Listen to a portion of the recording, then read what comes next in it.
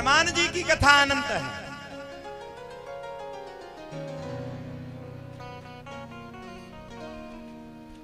अनंत गुणों से संपन्न है। जो प्रभु की कथा को मन लगा करके सुनता है उसका कल्याण है जाता है। हरि अनंत हरि कथा अनंता, कहीं सुनहि बहुविधि सब संता।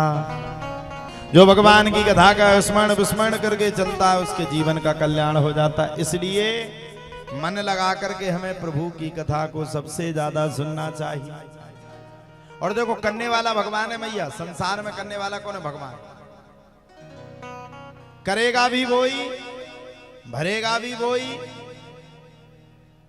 और आप सबका कल्याण भी वही करेगा। इसलिए भगवान की शरण छोड़ के कभी मत जाओ। वो जगत का पालनहार है, वो सबको देख रहा है, आपको भी देख रहा, हमको भी देख रहा, सबको देख रहा। संसार का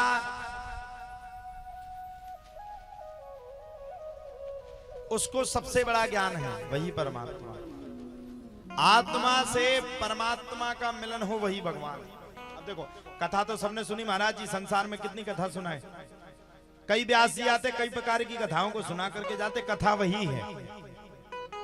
आप लोग भी बैठ करके 3 दिन से कथा को सुन रही हो। आज ये कथा का तृतीय दिवस है। अभी आपसे कल पूछा था मैंने, धुंधकारी के बाप का क्या नाम? किसी पे नहीं बना।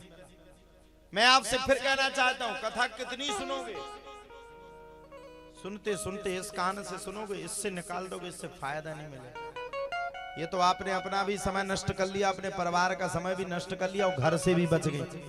घर से कह के आई मैं कथा सुनने जा रही हूँ, अच्छी वाली कथा सुन के आऊंगी, महाराज जी बहुत अच्छी कथा करते हैं।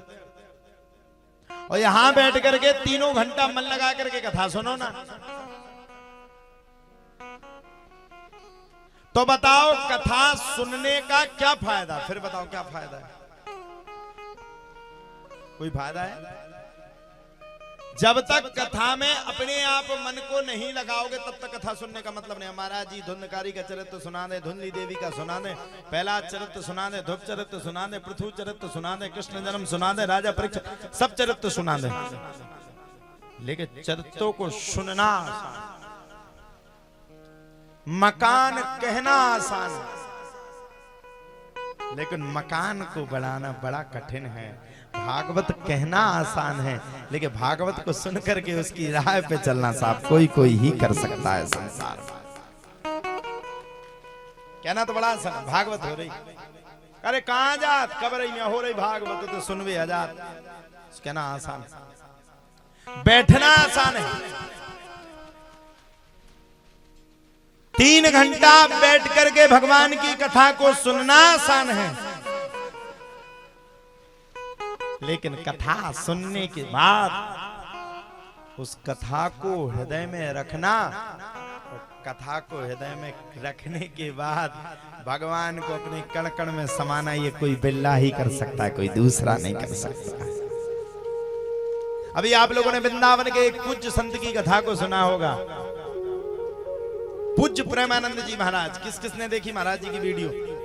ऐसा भारत में कोई व्यक्ति नहीं हिंदुत्ववादी जिसने महाराज जी की वीडियो को न देखा। वाह, तो मिल भी आए, वाह, तुम्हारे कितने अच्छे भाग्य, हम तो मिल ही नहीं पाए महाराज जी से। अब आप समझिए, जिनकी दोनों किडनी खराब है, साहब डॉक्टर ने उनसे कहा कि आप अपनी किडनी को बदलवा लीजिए। प्रेमानंद जी महाराज बोले बिल्कुल नहीं, एक में मेरी राधा है, एक में मेरे कृष्ण है, अगर ये दोनों मेरे शरीर से निकल जाएंगे तो मेरा जीना मुश्किल हो जाएगा। और बिना किडनी के वो आज भी साक्षात्कार विराजमान है। कई लोग डाउट करते हैं महाराज जी पे, कई लोग कहते हैं अरे ऐसा हो ही नहीं सकता, बताओ साहब।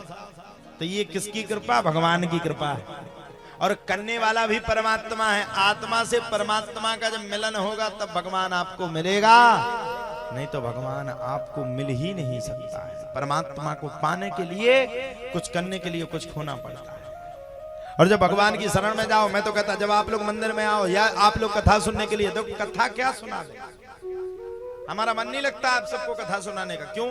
सुनने वाला तो हो। श्रवणम कीर्तनम विष्णु स्मरणम पाद सेवनम अर्चनम वंदनम साक्ष्यम आत्म निवेदनम।